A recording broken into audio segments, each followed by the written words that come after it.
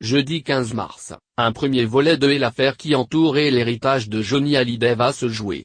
Le tribunal de grande instance de Nanterre va en effet devoir statuer sur le droit de regard sur l'album posthume de leur père réclamé par David Hallyday et Laura Smith. Un droit que leur a refusé jusque-là Laetitia Hallyday dans plusieurs courriers. De son vivant, mon époux a validé les enregistrements produits et donné son accord à leur commercialisation, écrivait-elle aux deux aînés de Johnny dans un courrier début février. Entre Laetitia Hallyday et les aînés de Johnny, il est désormais de notoriété publique que les relations ont souvent été plus que compliquées. Mardi 13 mars, nos confrères de El Obs ont d'ailleurs relevé un détail lourd de sens sur la rivalité entre Laura et Laetitia.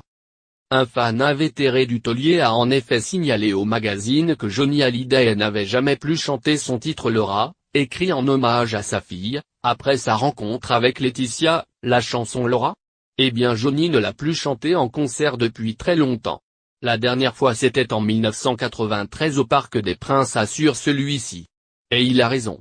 Les seules occasions où le taulier aura entonné cette chanson, c'est en 1998 au Stade de France dans un medley de ses plus grands tubes, puis en 2003 à l'occasion d'un prime de TF1 baptisé 30 tubes de légende.